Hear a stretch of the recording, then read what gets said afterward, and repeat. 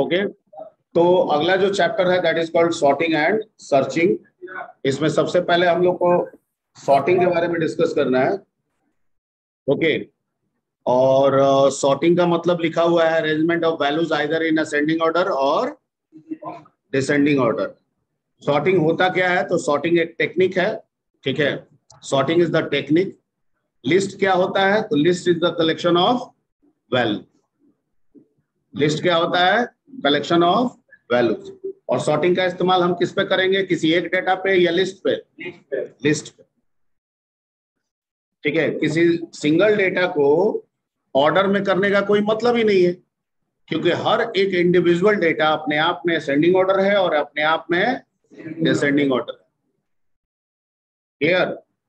तो सॉर्टिंग जो टेक्निक है इसका मतलब हमारा किस पे बन रहा है? मोर देन वन डेटा पे, और more than one data is called list.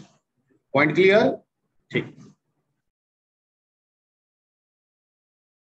ये सॉर्टिंग टेक्निक, लिस्ट का मतलब सर एरे भी हो सकता है, लिस्ट का मतलब सर लिंक लिस्ट भी हो सकता है। अगर स्टैटिकली बात करें तो एरे, और डायनेमिकली बात करें तो लिंक लिस्ट। तो क्या ये टेक्निक दोनों पे अप्लाई होगा? जवाब है हाँ, दोनों पे अप्लाई होगा। आप एरे पे भी अप्लाई कर सकते हैं और आप लिंक लिस्ट पे भी अप्लाई कर सकते हैं, और लिंक लिस्ट बताते समय आपको बताया भी गया था, ठीक है। यहां पे है कि वेयर लिस्ट एग्जिस्ट, लिस्ट कहां पे एग्जिस्ट करता है। यहां वेयर का संबंध मेमोरी से है। मतलब हम आपसे जो पूछना चाह रहे हैं वो लिस्ट के बारे में कि किस मेमोरी में वो एग्जिस्ट करता है, ठीक है। तो आपका जवाब होगा सर लिस्ट दो जगह हो सकता है। सब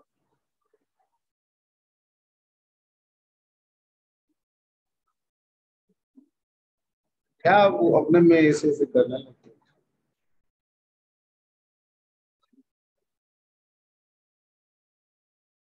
अरे हमेशा खिचड़ी बनाने में क्यों रहते हो? कभी कभी चावल दाल अलग भी बनाया करो।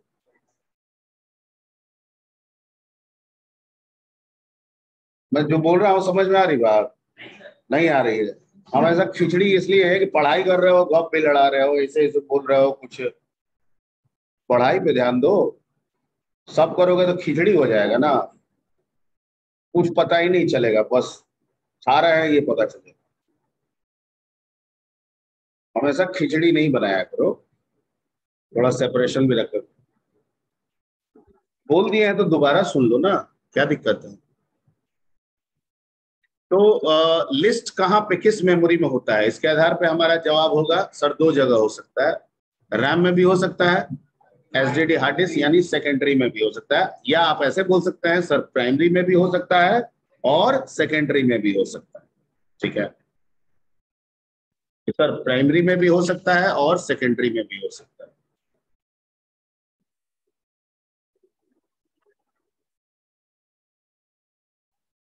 सर प्राइमरी में भी हो सकता है और सर सेकेंडरी में भी हो सकता है, ठीक है। ओके, तो लिस्ट प्राइमरी में भी एग्जिस्ट कर सकता है यानी रैम मेमोरी में एग्जिस्ट करता है, सेकेंडरी में भी एग्जिस्ट कर सकता है यानी हार्ड डिस्क में कर सकता है, पेन ड्राइव में कर सकता है, सीडी में कर सकता है, डीवीडी में कर सकता है, ठीक है। इसी के आधार पे जो आपका सॉर्टिंग है इसको दो क्लास में बांटा गया। One is called internal sorting and another is called external sorting. जो लिस्ट रैम में है, जो लिस्ट रैम में है, ठीक है, उस पे जो सॉर्टिंग टेक्निक अप्लाई करते हैं उसे हम इंटरनल सॉर्टिंग करते हैं, और जो लिस्ट हार्ड डिस्क या सेकेंडरी स्टोरेज में है उस पे जो हम टेक्निक अप्लाई करते हैं that technique is called external sorting technique, ठीक है। ओके, पॉसिबिलिटीज ये है कि जब भी हमको एक्सटर्नल पे काम करना होगा, मान लीजिए हम कोई प्रोग्राम बना रहे हैं और हमारा लिस्ट हार्ड डिस्क में है, और वो प्रोग्राम जब रन करेगा और उस लिस्ट पे कोई काम करना है, ठीक है, तो प्रोग्राम कहता है, हर प्रोग्राम कहता है कि हमारे प्रोग्राम के साथ जो भी जरूरी रिसोर्सेज है चाहे जहां पे भी हो काम करने के लिए उसको रैम में होना जरूरी है। तो जब प्रोग्राम रन करेगा तो रन करते समय अगर वो लिस्ट जो कि सेकेंडरी में है उस पे काम करना है तो उसको सेकेंडरी से उठा के कहां पे स्टोर कर लेगा, रैम। एंड दैट्स वाई अगर सिर्फ हमको इंटरनल सॉर्टिंग भी मिल जाए, एक्सटर्नल ना भी मिले या ना पता है, तो भी मेरा कोई काम रुका नहीं रहेगा, हम सारे काम को कर सकते हैं। ये स्पष्ट बातें आप बुक्स पढ़ेंगे आपको मिलेंगी, ये पॉइंट्स जो मैं पॉइंट्स आपको बता रहा हूं। लेकिन फिर भी कैटेगराइज किया गया है, टेक्नोलॉजी चेंज हो रहा है, भविष्य में सेकेंडरी को सेकेंडरी में ही ऑर्डर करना है, ऐसा आप सोच रहे हैं, ऐसा आपकी सोच बन रही है कि एक्सटर्नल हार्डवेयर है उसमें कुछ बटन फंक्शनलिटीज दे दें, ठीक है। हार्ड डिस्क में तो यूजर रैंडमली डाटा स्टोर कर रहा है, वो चाह रहा है कि हार्ड डिस्क में हम बटन प्रेस कर दें और हार्ड डिस्क का डाटा हार्ड डिस्क में ही क्या हो जाए, शॉर्ट हो जाए, शॉर्ट होकर अरेंज हो जाए, ताकि हम जब उसको कंप्यूटर से अटैच करें तो हमेशा क्या मिले, सॉर्टेड ऑर्डर में मिले, ठीक है। ऐसा आप सुविधा देना चाहते हैं। अगर ऐस टेक्नोलॉजी पे आप जाएंगे तो आपको एक्सटर्नल की जरूरत पड़ सकती है, इसलिए इसको दो क्लास में बांटा गया है, ठीक है। इंटरनल में मोस्ट ऑफ आपके सॉर्टिंग टेक्निक्स आते हैं, जिसमें से selection, bubble, insertion, quick, heap, इसमें से 3-4 आप पढ़े हुए हैं, दोबारा पढ़ाया जाएगा आपको। और एक्सटर्नल में कोई पूछेगा तो आपका जवाब होगा two way merge sort, two way merge sort. कम से कम इतने नाम आप जरूर दे दीजिएगा इसके सब, ठीक है।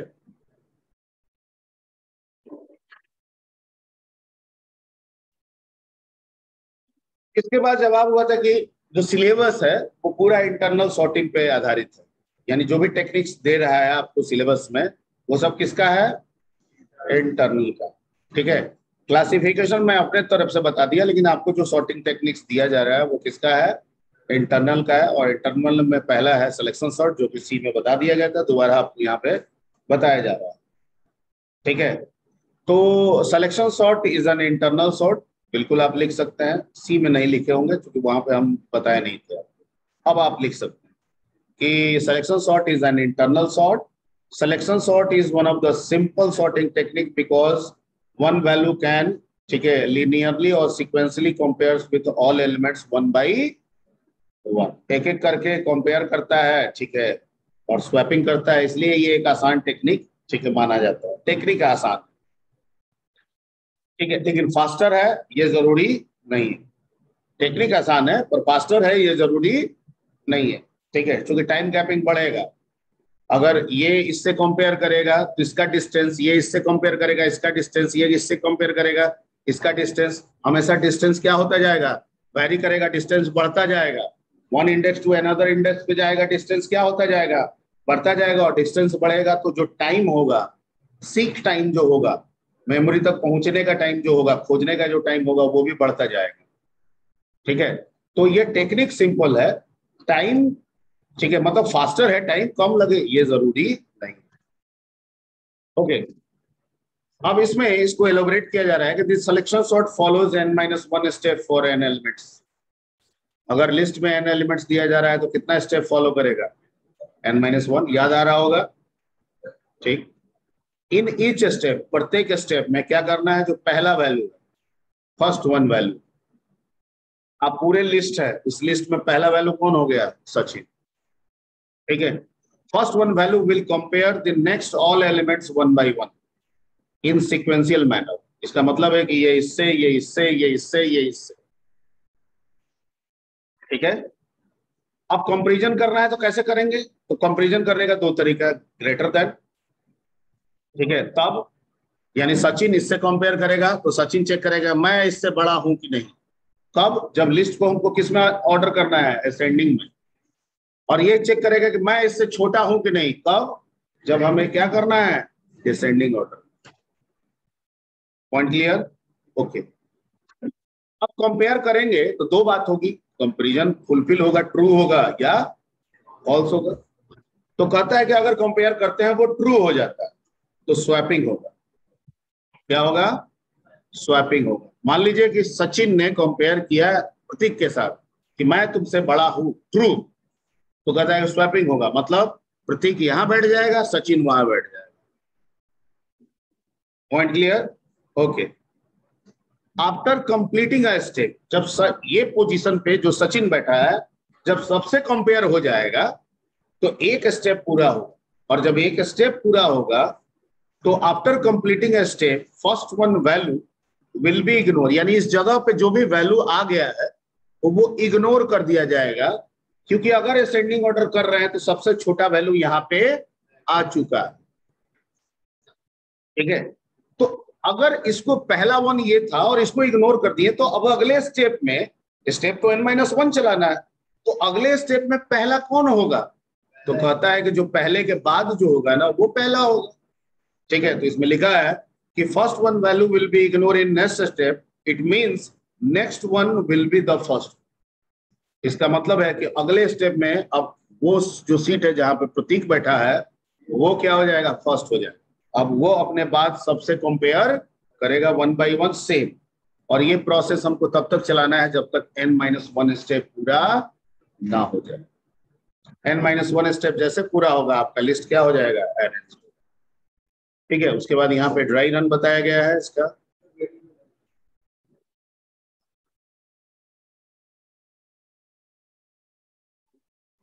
यहाँ पे ड्राई रन है। ड्राई रन में आपका एक हमने एरे ले लिया है जिसमें 5 वैल्यू है, रैंडम वैल्यूज है। ठीक है, वहां पे देखिए स्क्रीन पे 5 वैल्यू रैंडम है, जिसमें 2, 1, 5, 4, 3 है। ऑर्डर में नहीं है, अनऑर्डर है। हमको इसको असेंडिंग ऑर्डर करना है। टोटल एलिमेंट की संख्या कितनी? 5। स्टेप कितने चलेंगे? 4। पहला स्टेप चला है S1, जिसको काट के 0 किए हैं वो बाद में आएंगे। स्टेप 1, फर्स्ट वन वैल्यू कौन हो गया? 2। 2 कंपेयर किया किससे? 1 से। क्या 2 बड़ा है 1 से? Yes sir. तो क्या हो गया? स्वैपिंग हो गया। देखिए नीचे में ऐसे लाइन करके बता रहे हैं स्वैपिंग।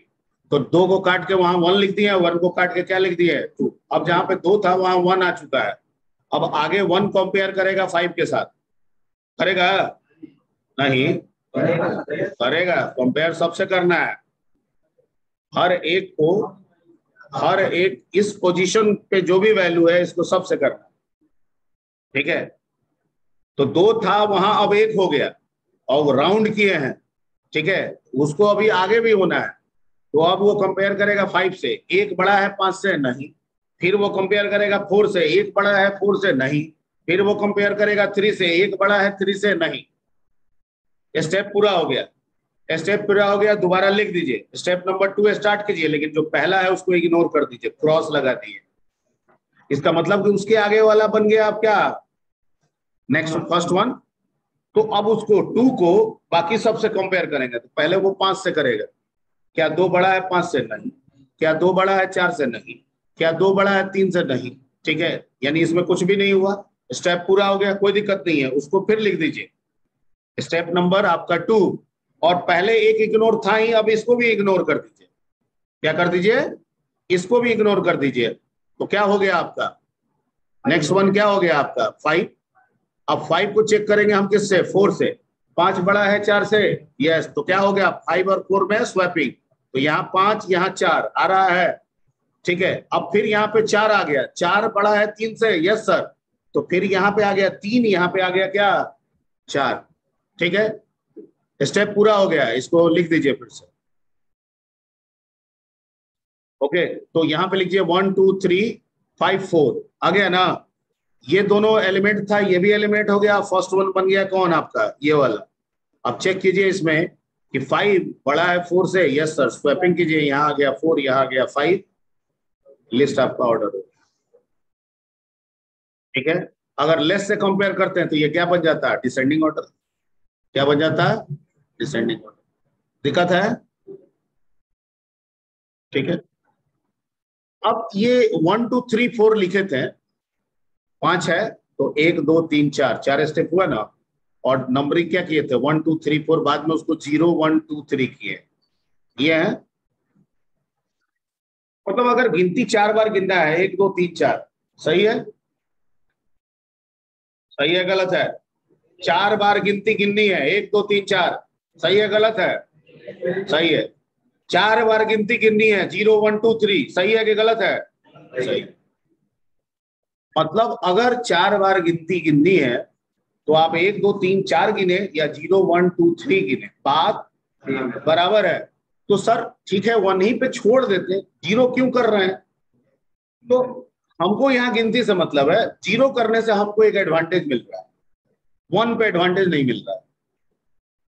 क्योंकि जब हम 0 1 2 3 लेके स्टेपिंग कर रहे हैं, तो जो स्टेप का वैल्यू है वही की का वैल्यू है, यानी वही फर्स्ट वन है। जब स्टेप 0 है तो फर्स्ट वन वैल्यू कौन है? 0 पोजीशन। गोल देखिए 0 पोजीशन है। जब स्टेप 1 है तो गोल कौन है? 1 पोजीशन, 1 इंडेक्स पोजीशन। जब स्टेप 2 है तो 2 इंडेक्स पोजीशन गोल है, यानी की वैल्यू है। और जब स्टेप 3 है तो 3 वाला इंडेक्स पोजीशन क्या है? फर्स्ट वन वैल्यू है। Point clear? ये हम 1 2 3 4 रखते हैं तो नहीं होता, तो हमको दूसरा दिमाग लगाना होता है, और सिर्फ उस काउंटिंग को हम बदल दिए तो ये आसान हो गया मेरे लिए। एंड दैट्स व्हाई मैंने यहाँ पे 1 2 3 4 को काट के क्या कर दिया? 0 1 2 3 कर दिया। राइट सर, इसका जनरली एल्गो पूछता है या फिर मतलब प्रोग्राम पूछता है? नहीं, प्रोग्राम हम आपको बता देते हैं। अगर एल्गो पूछे तो you can write the program. ठीक है, आई थिंक हमने इसमें शायद फंक्शन बनाया होगा, फंक्शन बनाया है। तो इफ एल्गो पूछ रहा है तो मैंने पहले भी बताया है कि a program, a function can be treat as an algo, but an algo can not be treat as a program और फंक्शन। ठीक है, तो आप एक सी के फंक्शन को डाल दीजिए, वो एल्गो का काम करेगा, पूरा का पूरा नंबर देगा। ठीक है, लेकिन प्रोग्राम पूछा जाए और एल्गोरिथम लिखे हैं सूडो कोड को यूज करके, तो वो आपको 0 नंबर देगा। कितना नंबर देगा? 0 नंबर। ठीक है, क्लियर? तो अगर एल्गो पूछ रहा है और फंक्शन प्रोग्राम याद है तो आप बेझिझक उसे लिख सकते हैं, इसमें संकोच बिल्कुल मत कीजिएगा। ठीक है, और बुक नहीं पढ़ते हैं, बुक पढ़ते तो इस बात को पूछने की जरूरत भी नहीं पड़ती, बहुत सारे बुक में ये बातें लिखी हुई।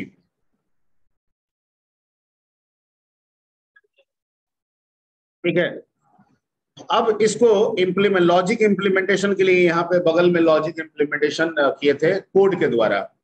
अगर इन्हीं बातों को जो ड्राई रन में बताए हैं अगर कोड से इम्प्लीमेंट करना हो तो कैसे करें? तो जाहिर बात है इसमें 2 लूप का इस्तेमाल होगा। एक लूप होगा सर आपका स्टेपिंग के लिए, यानी कि अगर 5 का है तो स्टेपिंग चलेगा 0 से लेके कहां तक? 3 तक। 5 का है तो कहां तक चलेगा? 0 से 3 तक। 5 का है तो 0 से 3 तक। 10 का है तो 0 से 8 तक, या लेस देन 9 तक। Am I right? या लेस देन 9 तक। लेस देन 9 का मतलब क्या हो गया? लेस देन 9 का मतलब 8। ठीक है, और 100 का है तो 0 से लेकर 98 तक, या लेस देन 99 तक। दिमाग में सेट हो गया? ओके। अब है कि सर ये तो ठीक है, स्टेप चला, स्टेप से आपको की का पता चला, लेकिन की को तो अपने बाद सबसे एक एक करके कंपेयर भी तो करना है। वो एक एक करके करना है, वो कैसे डिटरमाइन होगा? पता है, उसके लिए भी एक लूप चलाना होगा, जो इनर लूप होगा। क्या होगा? Inner loop. ठीक है, तो मान के चलते हैं कि स्टेप का आई चला रहे हैं, तो इनर चलाएंगे किसका? जे का। तो वो कहां से शुरू होगा? तो अगर आई 0 है तो मतलब कि पहला स्टेप, मतलब कि 0 वाला आपका की वैल्यू, तो मतलब कि वो चेक होगा कहां से? आई अगर 0 पे है तो 1 से स्टार्ट होगा, कहां तक चलेगा? Last index. तो यहाँ पे जे का जो लूप चलाएंगे वो आई प्लस 1 से शुरू होगा और कहां तक चलेगा? Last index. क्लियर? बस इसी चीजों को यहाँ पे रख दिए हैं। 5 के केस में 0 से लेकर 3 तक चलाए हैं, और जे को आई प्लस 1 से लेकर लास्ट इंडेक्स क्या होगा 5 के केस में?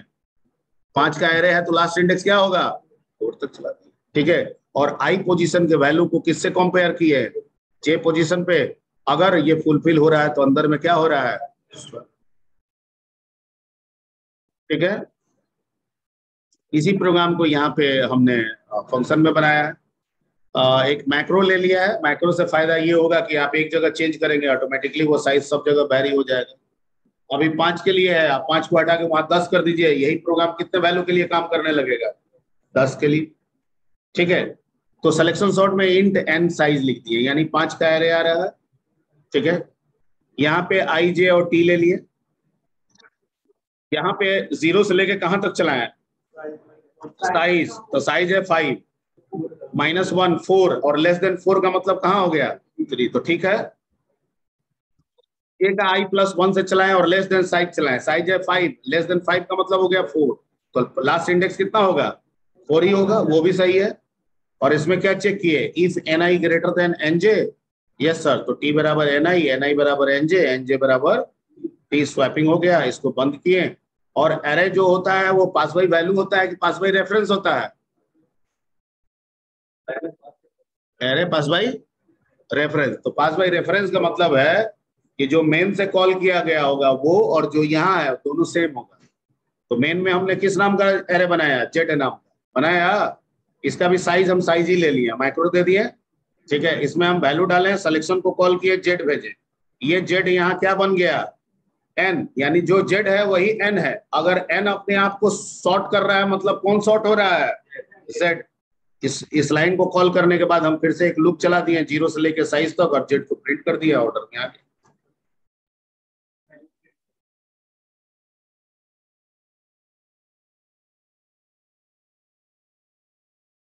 ये बताया हुआ चीज है, फिर रन करा दें।